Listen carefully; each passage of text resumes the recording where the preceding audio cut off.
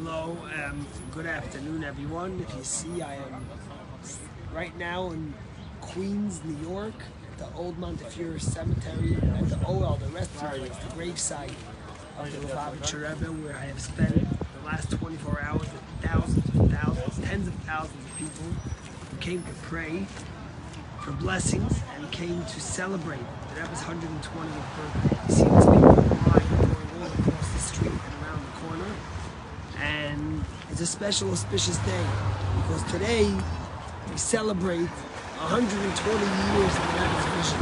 The Rebbe was born in Lviv, Ukraine, on the 11th of Nisan, on a Friday, 120 years ago in 1902. And as we celebrate this great and auspicious day with prayers for all of us, for peace, for happiness, for a kosher and joyous and festive Passover, it's a time to reflect on the Rebbe's vision and on who the Rebbe was and what the Rebbe lived for. And I want to share with you a little thought about the Haggadah and connect it with the Rebbe.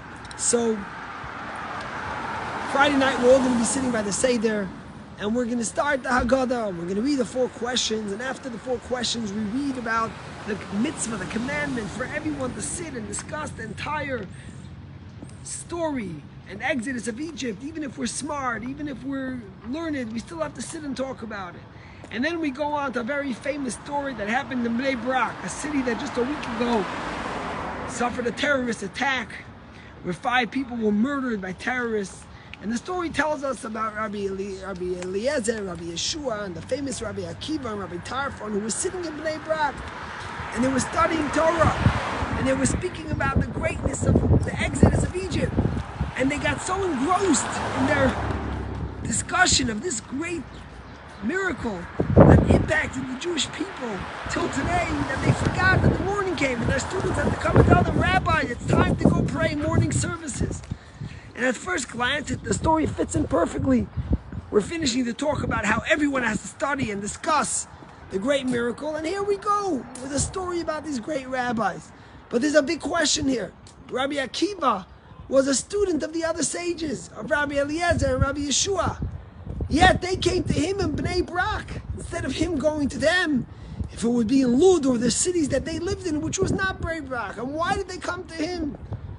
And I saw this beautiful commentary that says like this. You see, the story about Rabbi Akiva happened right after the Bar Kokhba rebellion. This story took place right after the Bar Kokhba rebellion, at the worst time when Judaism was decimated and Jews were being butchered and killed by the Romans. Nearly 1 million Jews died and the people were in the most devastating time. And then suddenly the rabbis, who were looking down and worried, they look at their calendar and they see Passover is coming. How could they celebrate Passover after so much pain, so much struggle and challenge? The rabbis realized the only way they could celebrate Passover was if they go to Rabbi Akiva, to the vision of Rabbi Akiva. Because in Rabbi Akiva's world and with his vision and his holiness, there was hope, there was future, there was never any giving up, there was never any down, any sadness. It was all about the future, about the hope, about the positive. Because if we remember the story of Rabbi Akiva, when they walked by the holy temple, I was burning and destroyed, and they saw a fox going through it, and the rabbis were crying, and Rabbi Akiva was laughing. And they asked him, why do you laugh? He says, why do you cry? And they said, we cry because we're seeing the vision, Jeremiah, coming true.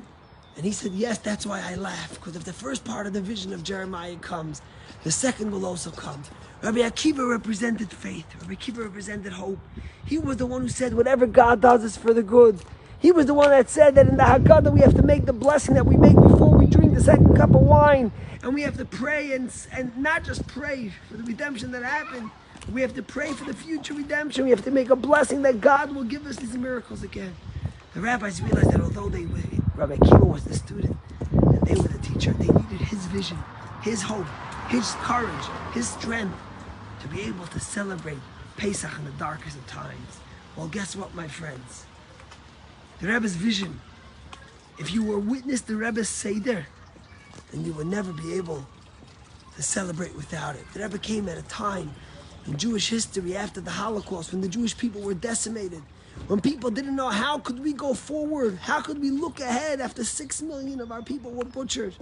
But the Rebbe gave a message of courage, a message of hope, a message of love. Only forward, only positive, only good.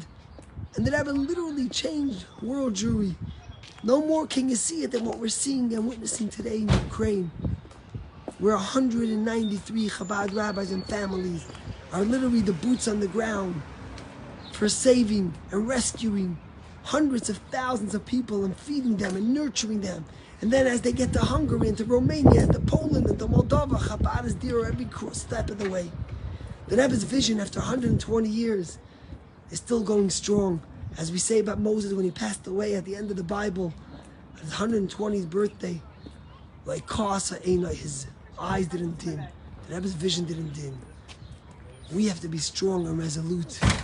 And we have to take the call of the Chabad rabbis in Ukraine who asked that every person take an extra Jew at their Seder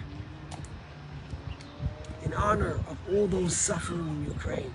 This was based on the Rebbe's famous call in the 70s that if we want to remember the Holocaust and those who perished, the way to do it is to not having an empty chair at your Seder, but to bringing another Jew to your Seder table. So as I stand there praying for us in our community, I pray for all of us that we should have the Seder.